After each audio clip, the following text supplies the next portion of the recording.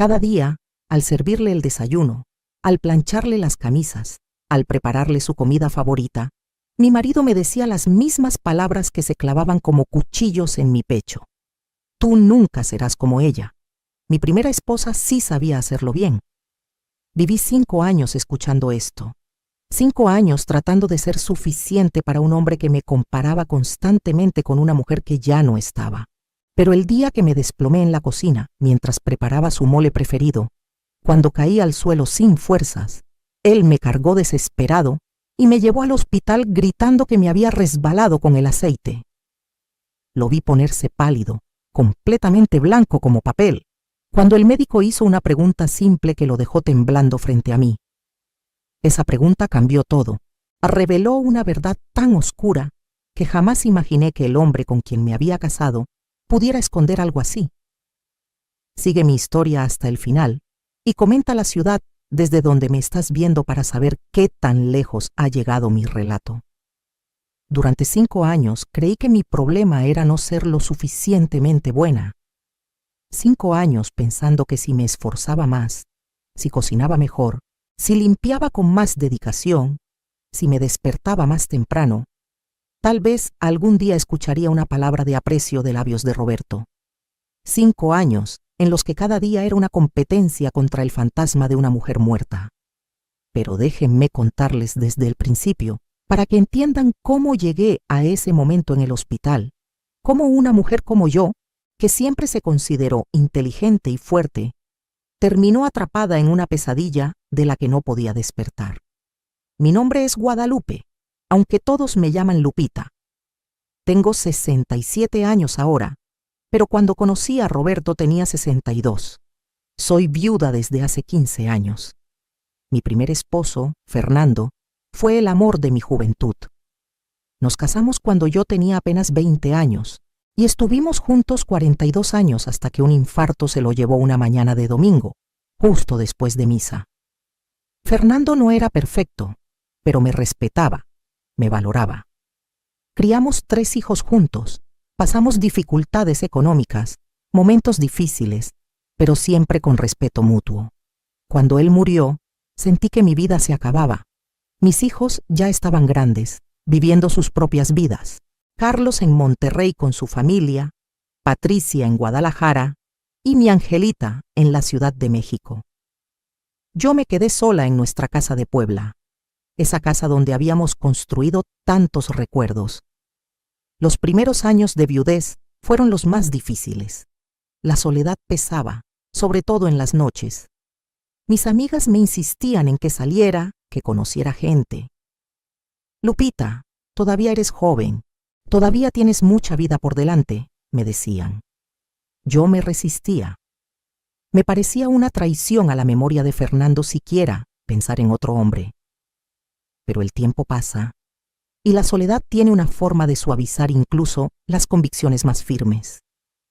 Fue en la iglesia donde conocí a Roberto. Él también era viudo, o eso decía.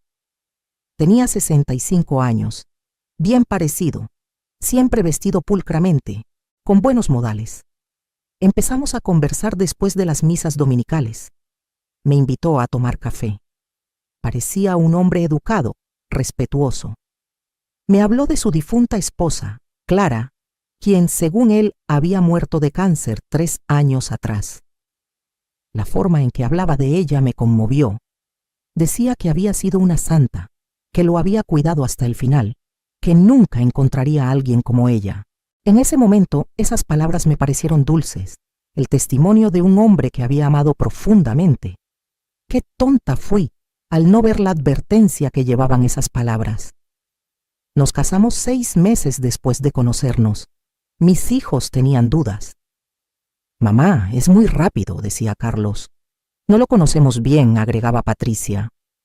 Pero yo estaba decidida.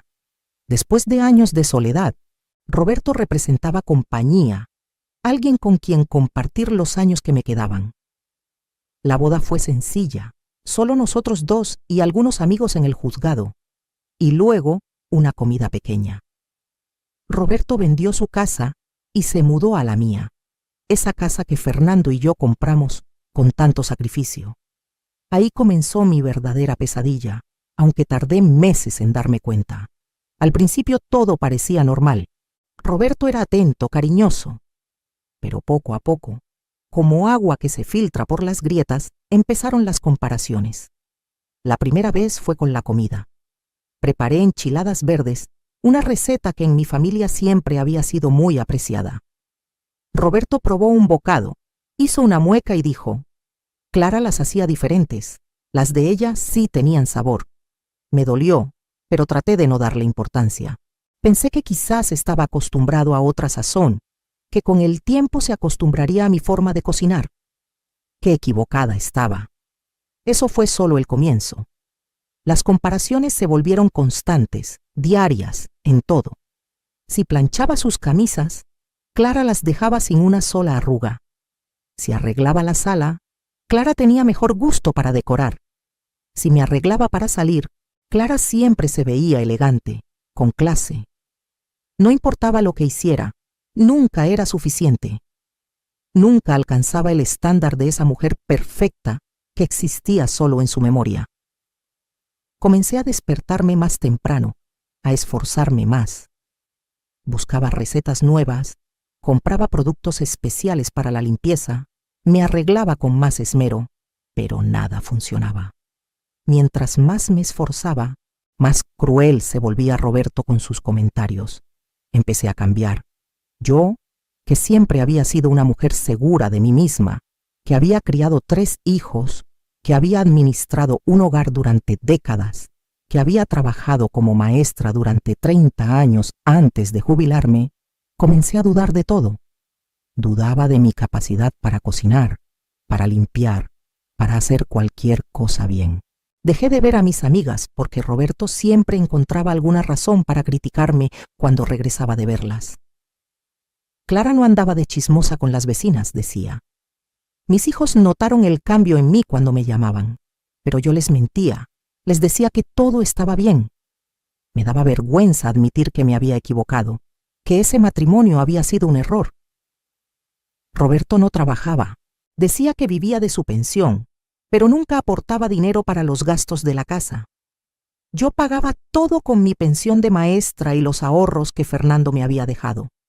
La luz, el agua, la comida, todo salía de mi bolsillo, y aún así, las críticas continuaban. Me convertí en sirvienta en mi propia casa, en una casa que ni siquiera era de él.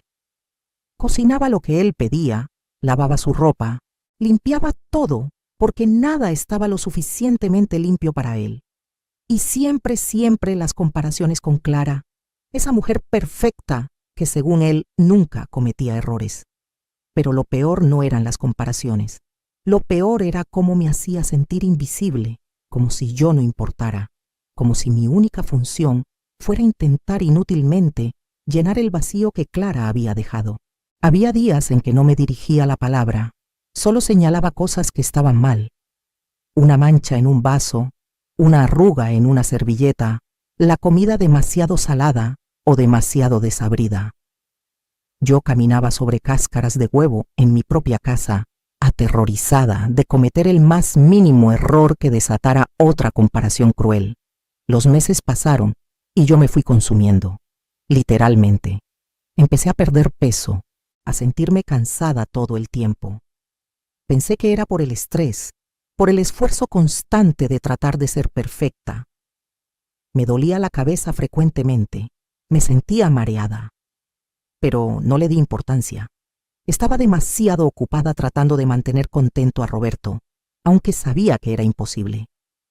Mis hijos insistían en que fuera al médico, pero yo les decía que estaba bien, que solo eran achaques de la edad. Entonces llegó aquel día que lo cambió todo. Era un martes, lo recuerdo perfectamente. Roberto había pedido mole para comer, ese mole poblano que lleva horas de preparación. Me había levantado desde las 5 de la mañana para comenzar. Primero los chiles, tostarlos, remojarlos, luego todos los ingredientes, el chocolate, las almendras, las pasas, el ajonjolí, las especias. El olor llenaba toda la casa. Yo estaba de pie frente a la estufa, moviendo la olla grande donde el mole burbujeaba espeso y oscuro, cuando de repente todo comenzó a dar vueltas. Sentí que las piernas no me respondían, que el suelo se venía hacia mí. Lo último que recuerdo es el sonido de la cuchara de madera cayendo al piso. Desperté en el coche de Roberto. Él manejaba rápido, muy rápido, murmurando cosas que no podía entender. Me dolía todo el cuerpo. ¿Qué pasó?, pregunté con voz débil. Te resbalaste en la cocina con el aceite, respondió Roberto sin mirarme, con los ojos fijos en la carretera, las manos apretadas en el volante. Te caíste y te golpeaste la cabeza. Te llevo al hospital. Pero yo recordaba que no había aceite en el piso. Yo recordaba estar parada, moviendo el mole, y de repente la debilidad, el mareo. No había resbalón, no había golpe, pero estaba demasiado confundida para discutir. Llegamos al Hospital General. Roberto prácticamente me cargó hasta urgencias, gritando que necesitaba atención inmediata, que su esposa se había caído, que se había golpeado fuerte. Las enfermeras me pusieron en una camilla, me llevaron a una sala. Roberto seguía repitiendo la misma historia, que me había resbalado con aceite, que me había golpeado la cabeza. Un médico joven llegó, el doctor Ramírez, según leí en su placa. Comenzó a examinarme, a hacerme preguntas. Sabía qué día era, cómo me llamaba, recordaba lo que había pasado. Respondí todo correctamente.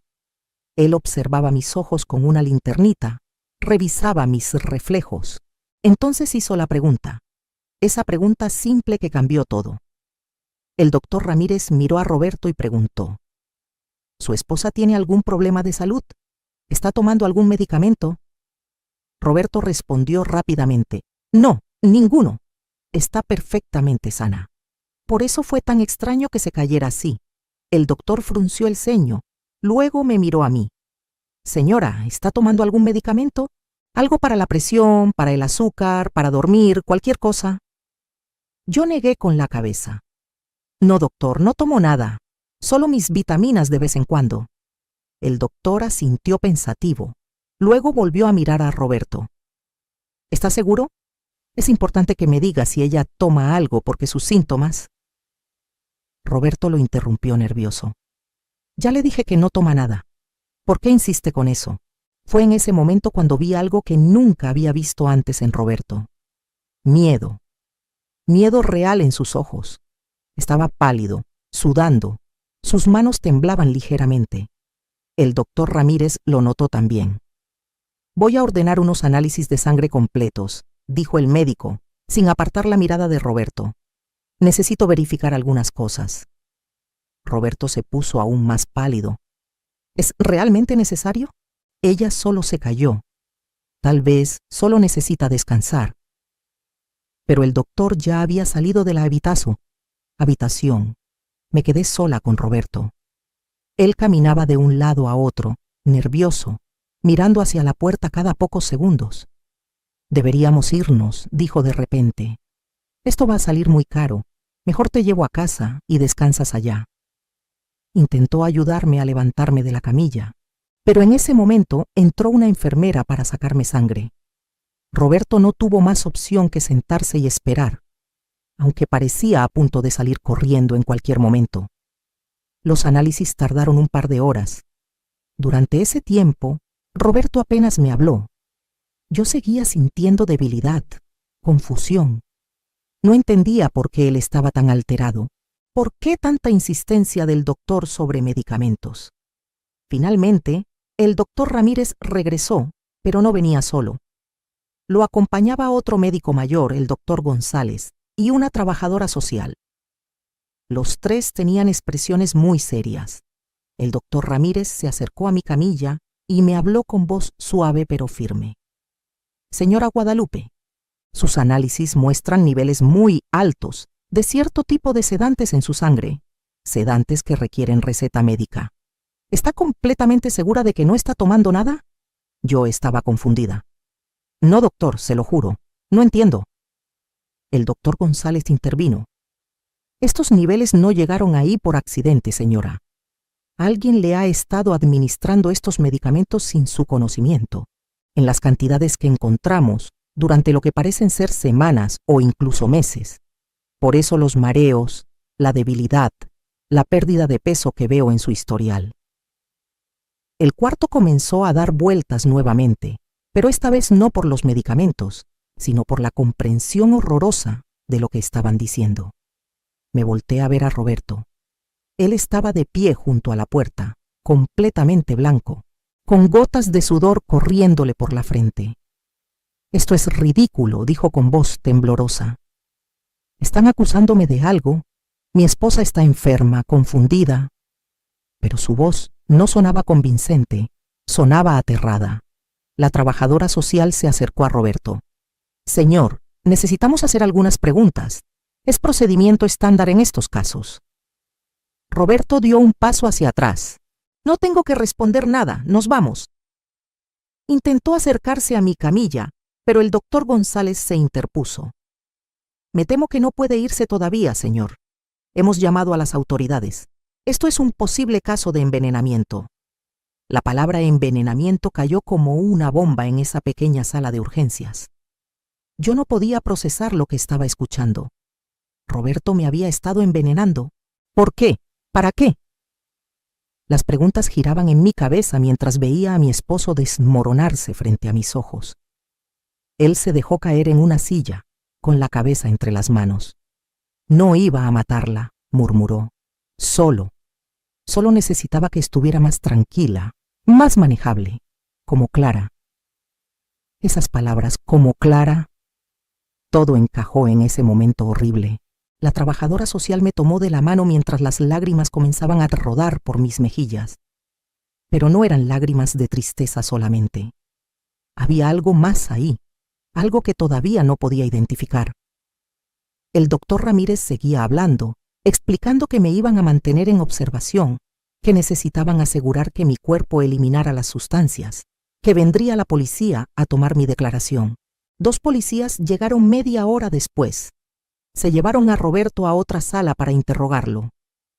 Yo me quedé ahí, conectada a un suero que según el doctor ayudaría a limpiar mi sistema. La trabajadora social, una mujer llamada Sofía, se quedó conmigo.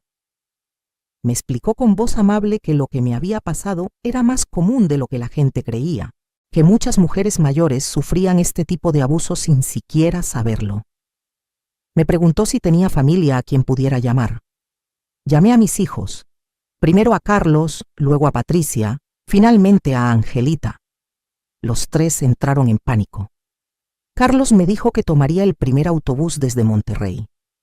Patricia dijo que manejaría desde Guadalajara inmediatamente. Angelita, que estaba más cerca, dijo que llegaría en 2 horas. Les conté todo, o lo poco que sabía hasta ese momento.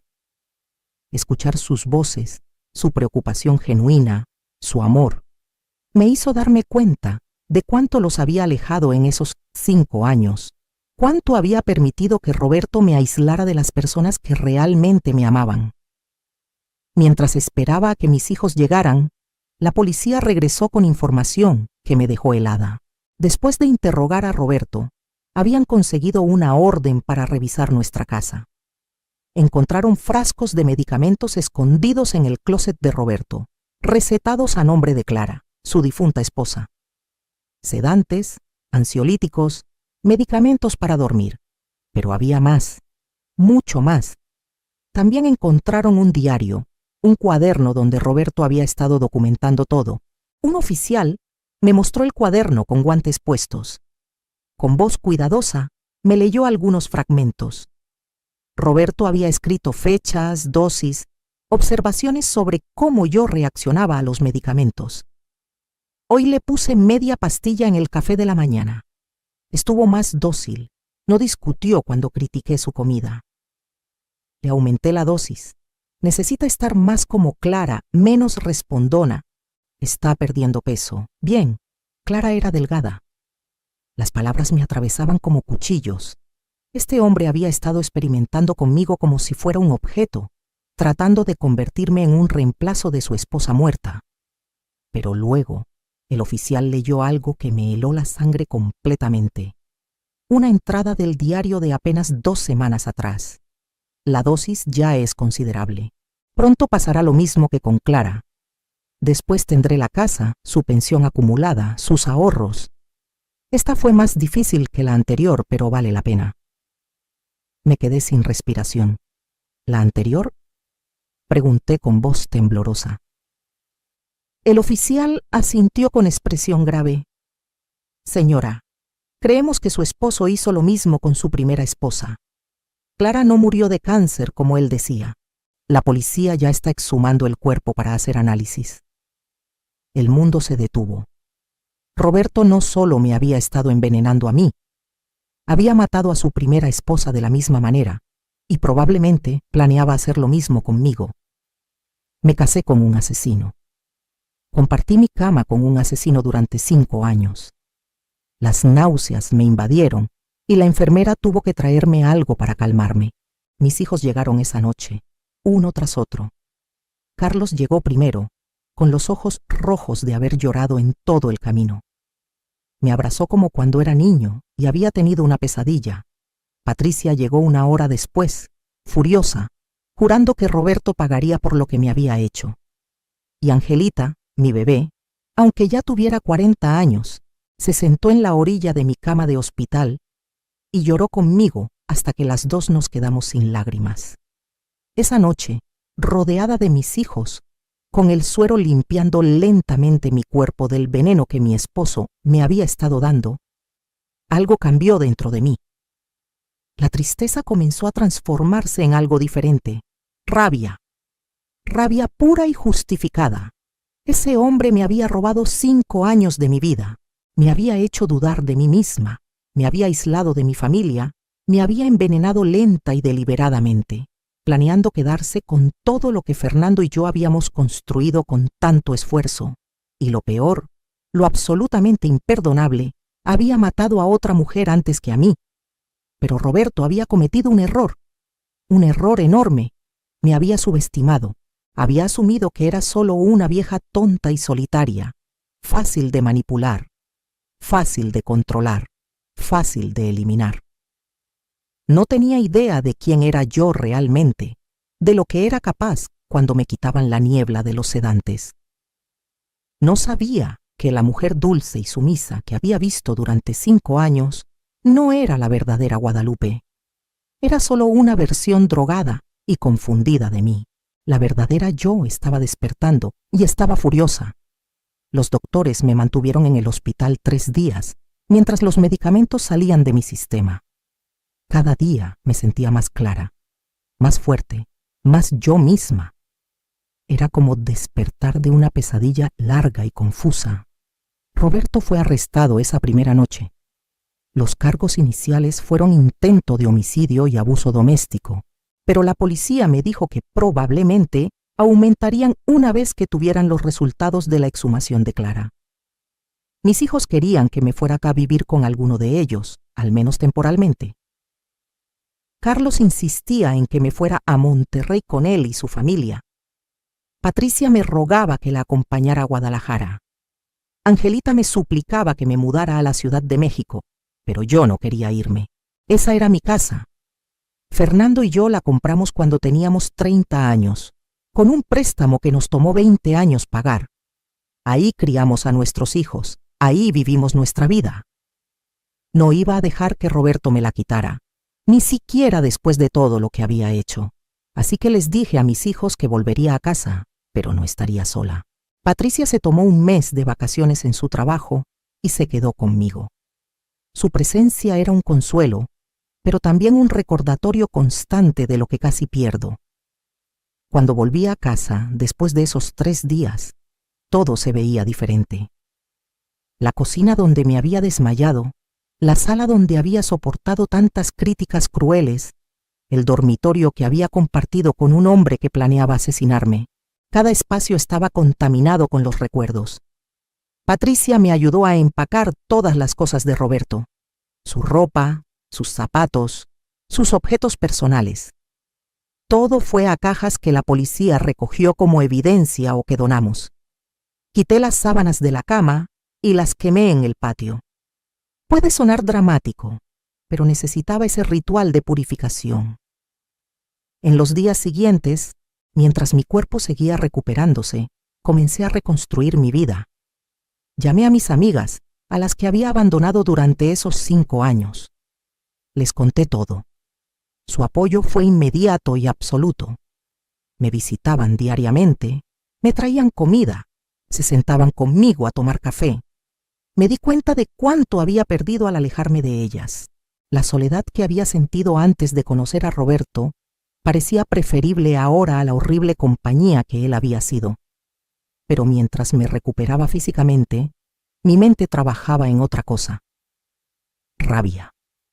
Seguía sintiendo esa rabia ardiente cada vez que pensaba en Roberto, en sus comparaciones crueles, en cómo me había drogado sistemáticamente, en cómo había planeado matarme y quedarse con todo. Y entonces, una tarde mientras tomaba té en mi cocina con Patricia, ella mencionó algo casualmente que despertó una idea en mi mente. «Mamá, ¿te acuerdas de la propiedad de la abuela?», preguntó Patricia mientras comíamos pan dulce. Yo levanté la vista sorprendida. No había pensado en esa propiedad en años. Mi madre había muerto 10 años atrás, dejándome a mí y a mis 2 hermanas un terreno en las afueras de Cholula. Era un buen terreno, grande, bien ubicado, pero mis hermanas y yo nunca nos pusimos de acuerdo sobre qué hacer con él. Así que ahí se había quedado, solo pagando impuestos, esperando. «¿Por qué lo preguntas?», le dije a Patricia. Ella se encogió de hombros. «No sé, estaba pensando que tal vez ahora que necesitas dinero para los abogados y todo esto». Se detuvo al ver mi expresión, porque en ese momento, como un rayo de luz atravesando nubes oscuras, una idea se formó en mi mente. Una idea brillante, poderosa, perfecta. Roberto no sabía nada de esa propiedad. Nunca se lo había mencionado porque cuando nos casamos, yo apenas recordaba que existía. Habíamos hecho separación de bienes cuando nos casamos, algo que mis hijos habían insistido aunque Roberto se quejó. Él pensaba que solo tenía esta casa, mi pensión de maestra y algunos ahorros modestos. No tenía idea de que ese terreno en Cholula ahora, con el desarrollo de la zona, valía una fortuna. Y no tenía idea de que 2 años atrás, mis hermanas y yo finalmente habíamos llegado a un acuerdo y habían quedado preparadas las escrituras donde ellas me vendían su parte a precio simbólico. Solo faltaba mi firma para que el terreno completo fuera completamente mío. Llamé a mi abogado al día siguiente. El licenciado Mendoza había sido amigo de Fernando, nos había ayudado con la compra de la casa décadas atrás. Había manejado la herencia cuando Fernando murió. Era un hombre de confianza total. Le conté todo lo que había pasado con Roberto y luego le conté mi idea. Quería saber exactamente cuánto valía ese terreno ahora.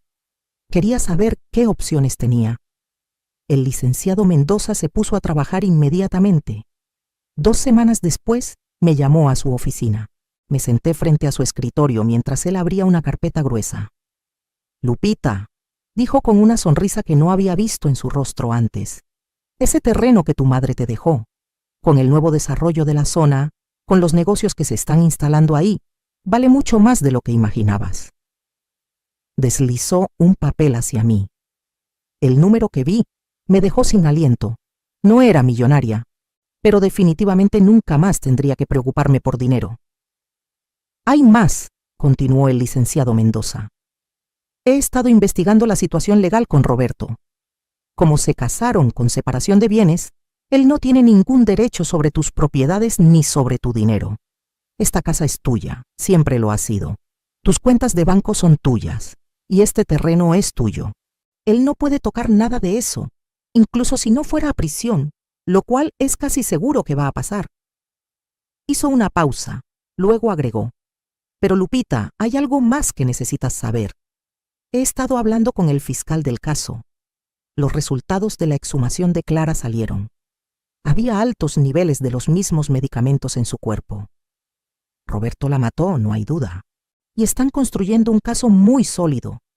Van a acusarlo de homicidio en primer grado por Clara y de intento de homicidio por ti».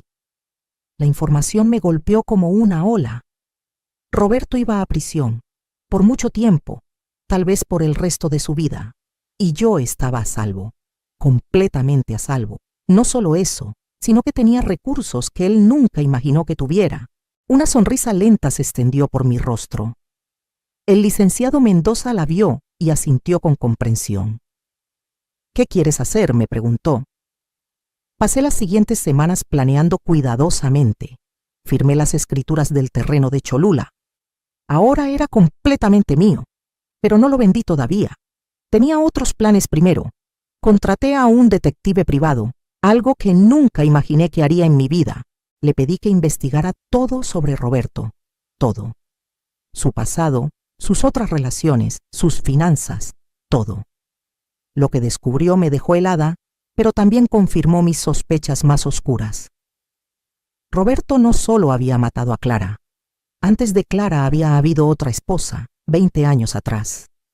Una mujer llamada Beatriz, que según los registros oficiales había muerto de un ataque cardíaco a los 60 años. Pero el detective encontró similitudes perturbadoras.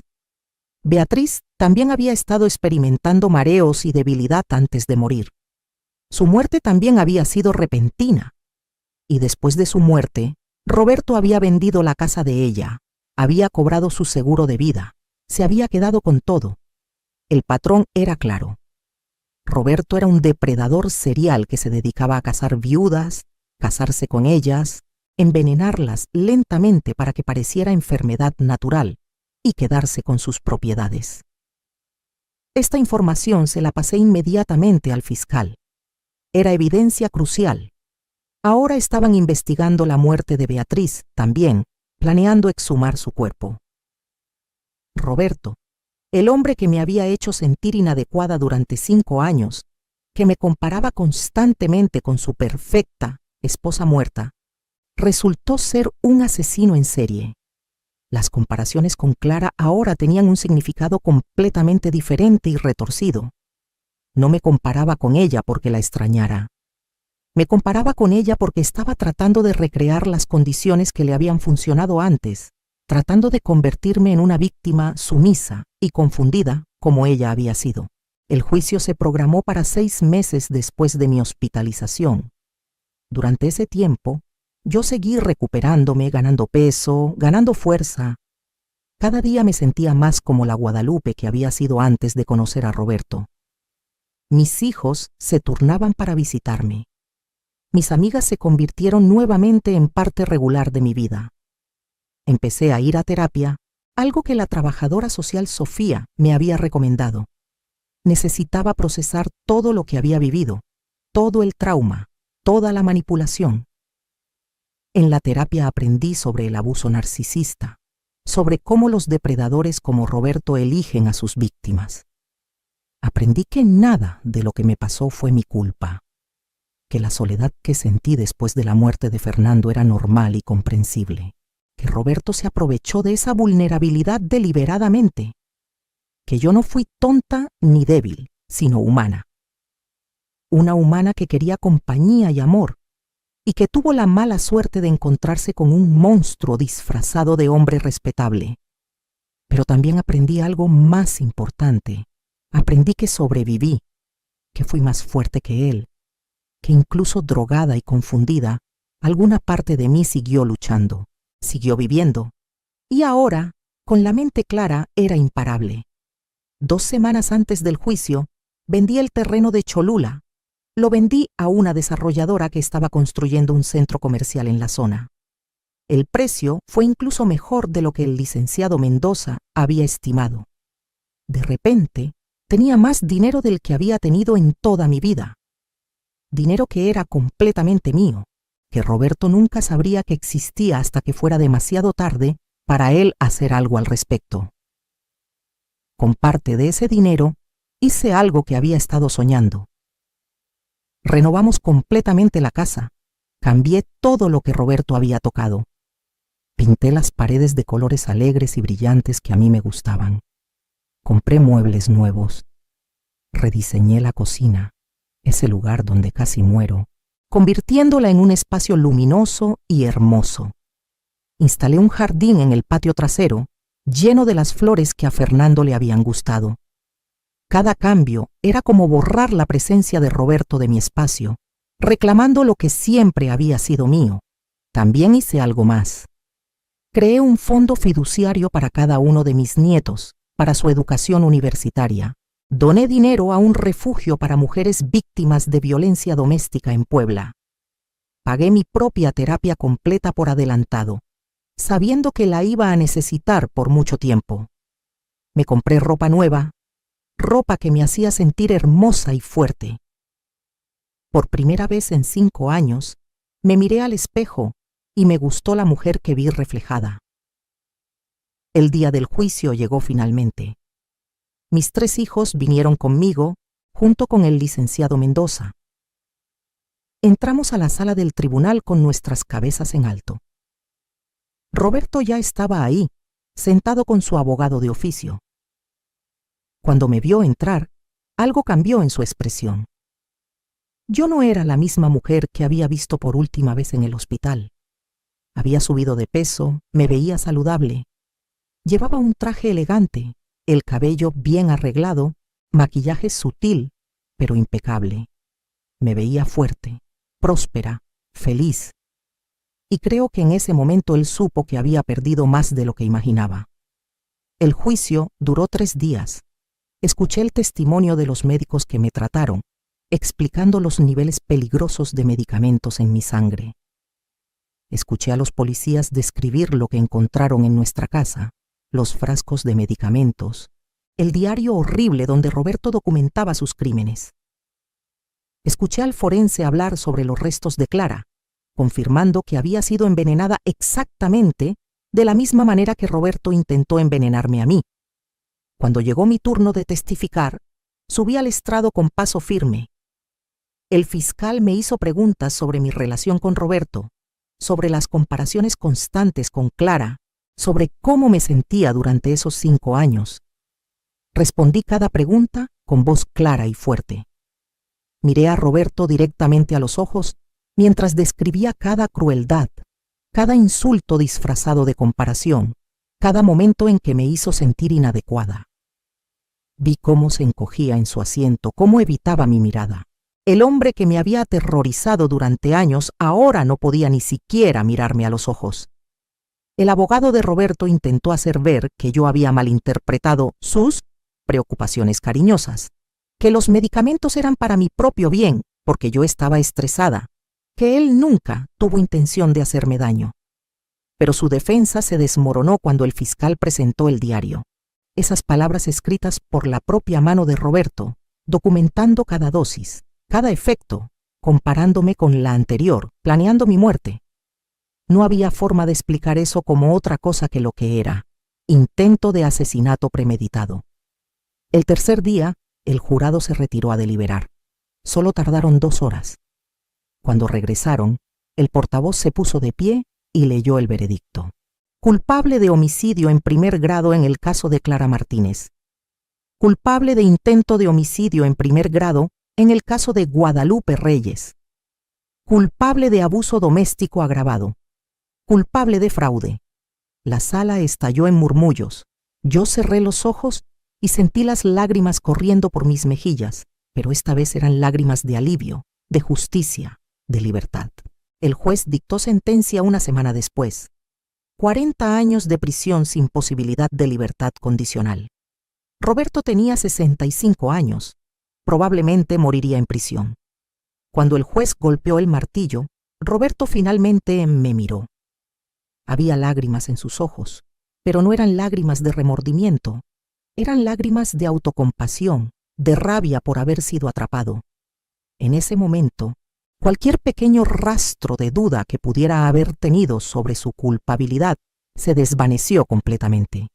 Ese hombre era un monstruo y ahora estaba donde pertenecía. Afuera del tribunal, los periodistas nos esperaban. La historia había captado atención mediática. El envenenador serial que se casaba con viudas para matarlas y robar sus propiedades. Pero yo no quise hablar con ellos ese día. Solo quería ir a casa con mis hijos, celebrar que todo había terminado. Pero no había terminado, no completamente. porque yo tenía un último acto que realizar. Unas semanas después de la sentencia, cuando las cosas se habían calmado un poco, hice una visita. Conduje hasta el cementerio donde Clara estaba enterrada. Encontré su tumba, una lápida simple que decía: Clara Martínez, esposa amada, descansa en paz. Me senté en el pasto frente a su tumba y hablé con ella, aunque sé que puede sonar extraño. Clara, le dije, no sé si puedes oírme, pero necesito decirte algo. Durante 5 años te odié. Te odié porque mi esposo no hacía más que compararme contigo, decirme que nunca sería tan buena como tú. Pero ahora sé la verdad. Tú no eras perfecta. Eras una víctima, igual que yo. Él te asesinó y luego usó tu memoria para torturarme. Lo siento.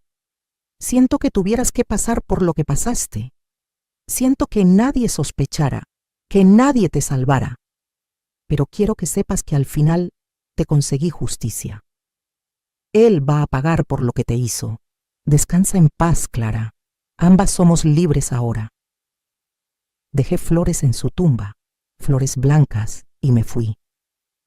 Era el cierre que necesitaba, no solo con Roberto, sino con el fantasma de la mujer que nunca conocí, pero que había dominado 5 años de mi vida.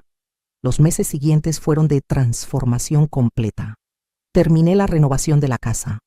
Empecé a tomar clases de pintura, algo que siempre había querido hacer, pero nunca encontraba tiempo. Viajé por primera vez en años. Fui a visitar a cada uno de mis hijos en sus ciudades. Conocí mejor a mis nietos.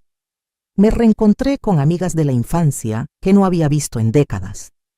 Comencé a vivir, realmente vivir, por primera vez desde la muerte de Fernando. Y algo más pasó, algo que nunca esperé. Me volví activista.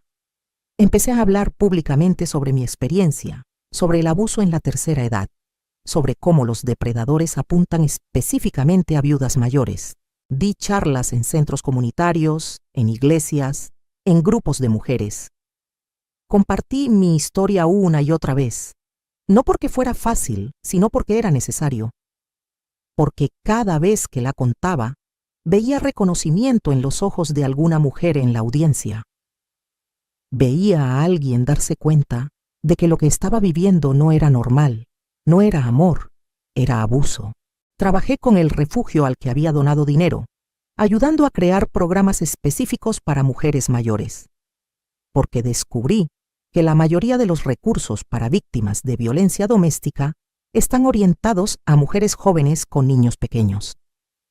Las mujeres de mi edad a menudo son olvidadas, invisibles. Pero nosotras también necesitamos ayuda, también necesitamos recursos, también necesitamos que alguien nos diga que merecemos respeto y seguridad, sin importar nuestra edad. 1 año después del juicio, el programa de televisión nacional Mujeres sin Miedo me invitó a compartir mi historia. Fue aterrador pero liberador pararme frente a esas cámaras y contar todo. Hablar de la vergüenza que sentí, del aislamiento, de cómo casi pierdo mi vida, pero también hablar de mi recuperación, de mi fuerza, de cómo sobreviví y prosperé. El programa se transmitió un domingo por la noche, y al día siguiente mi teléfono no paraba de sonar. Mujeres de todo el país llamaban, escribían, compartían sus propias historias. Muchas estaban viviendo situaciones similares, y mi historia les dio el valor para buscar ayuda. El impacto fue mayor de lo que jamás imaginé. Las autoridades comenzaron a prestar más atención a las muertes naturales de mujeres mayores, especialmente cuando había un nuevo cónyuge que se beneficiaba económicamente. Se hicieron cambios en los protocolos médicos para hacer análisis toxicológicos más completos cuando una mujer mayor llegaba con síntomas inexplicables. No puedo decir que cambié el sistema completo, pero ayudé. Ayudé a que otras mujeres no pasaran por lo que Clara y yo pasamos. 2 años después del juicio, en una tarde tranquila de primavera, estaba sentada en mi jardín recién renovado, tomando café y leyendo un libro, cuando mi nieta mayor, Sofía, nombrada así por mi madre, vino a visitarme. Tiene 20 años, Está estudiando Derecho en la UNAM. Se sentó junto a mí y me tomó de la mano. Abuela, me dijo, quiero que sepas algo. Por años, cuando era niña, pensaba que eras perfecta, siempre tan dulce, tan amable, tan dispuesta a complacer a todos. Pero ahora, después de todo lo que pasaste, después de verte pelear, verte recuperar, verte convertir en esta versión aún más fuerte de ti misma, ahora te admiro de verdad. Me enseñaste que nunca es tarde para defenderte, que nunca es tarde para reclamar tu vida, que la verdadera fuerza no está en ser perfecta o complacer a todos, sino en conocer tu valor y no permitir que nadie te lo quite. Sus palabras me hicieron llorar, pero eran lágrimas buenas, porque me di cuenta de que aunque Roberto me robó 5 años, aunque casi me roba la vida, no ganó. Yo gané. No solo sobreviví, sino que me convertí en inspiración para mi familia, para otras mujeres, para mi comunidad. El veneno que Roberto puso en mi cuerpo no pudo tocar mi espíritu, y al final, ese espíritu fue más fuerte que todo su odio y su crueldad. Hoy, mientras escribo esto, han pasado 3 años desde aquel día en el hospital. Tengo 70 años ahora. Vivo sola en mi casa hermosa y renovada, pero nunca me siento sola. Mis hijos me visitan regularmente. Mis amigas son parte constante de mi vida. Tengo proyectos, pasatiempos, propósito. He viajado a lugares que siempre quise conocer. Aprendí a pintar y mis cuadros cuelgan en las paredes de mi casa. Tomé clases de baile y voy a reuniones sociales donde bailamos danzón los domingos en el parque. He tenido propuestas de otros hombres, sí. Hombres que quieren invitarme a cenar, conocerme mejor. Y aunque ya no siento el rechazo automático que sentí inmediatamente después de la experiencia con Roberto, tampoco siento la necesidad de tener una pareja. Estoy completa yo sola. Si algún día llega alguien que añada valor genuino a mi vida, que me respete, que me valore, tal vez consideraré una relación. Pero nunca más necesitaré a alguien por miedo a la soledad. La soledad ya no me asusta. Lo que me asusta es perder mi paz, mi independencia, mi fuerza duramente ganada. El dinero del terreno de Cholula me permitió seguridad financiera por el resto de mi vida. Pero más importante que eso, me permitió libertad. Libertad para hacer lo que quiero, cuando quiero. Libertad para decir que no. Libertad para ser exactamente quien soy sin disculparme, sin tratar de cumplir las expectativas de nadie más. A mis 70 años, finalmente aprendí algo que desearía haber sabido desde joven. Mi valor no está determinado por lo bien que sirvo a otros, por cuánto me sacrifico, por si cumplo o no con algún estándar imposible de perfección. Mi valor es inherente, solo por existir, solo por ser yo. Roberto está en prisión, cumpliendo su sentencia de 40 años. Escuché que su salud se está deteriorando, que está enfermo. No siento satisfacción en eso, pero tampoco siento lástima. Simplemente no siento nada. Él es irrelevante para mi vida ahora. Una nota oscura en mi historia, pero no el final de mi historia, ni siquiera cerca. A veces pienso en Clara y en Beatriz, las otras mujeres que no tuvieron la suerte que yo tuve. El doctor, que prestó atención, que hizo las preguntas correctas, que se dio cuenta de que algo no cuadraba. Si hubiera sido otro médico, uno menos cuidadoso, tal vez Roberto se habría salido con la suya nuevamente. Tal vez yo estaría muerta y él estaría viviendo en mi casa, gastando mi dinero, buscando a su próxima víctima. Esa posibilidad me perseguía al principio, pero ahora la uso como motivación. Cada mujer que ayudo, cada historia que comparto, es en honor a Clara y Beatriz, las mujeres que no pudieron salvarse, pero cuya justicia finalmente llegó. Mi mensaje para otras mujeres, especialmente mujeres mayores que pueden estar pasando por algo similar, es este. Confía en tus instintos. Si algo se siente mal, probablemente está mal. Si alguien te hace sentir pequeña, inadecuada, nunca suficiente, esa persona no te ama. El amor real te hace sentir valiosa, respetada, apreciada. El amor real no te compara constantemente con otros. El amor real no te aísla de tu familia y amigos. El amor real no te enferma. Y si ya estás en una situación así, quiero que sepas que no es demasiado tarde. Nunca es demasiado tarde para salvarte, para reclamar tu vida, para empezar de nuevo.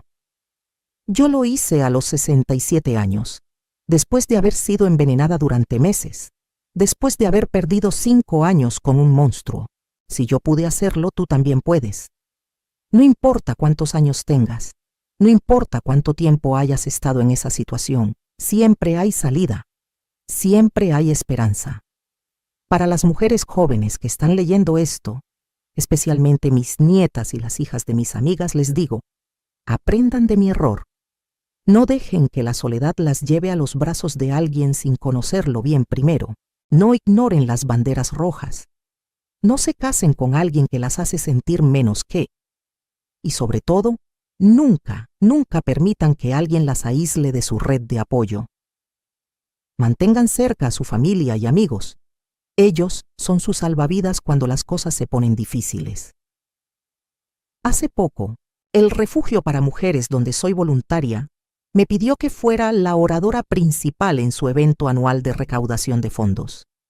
Parada frente a 200 personas, compartiendo mi historia, viendo las lágrimas en los ojos de mujeres que habían pasado por cosas similares o peores, sentí algo que nunca esperé sentir: gratitud.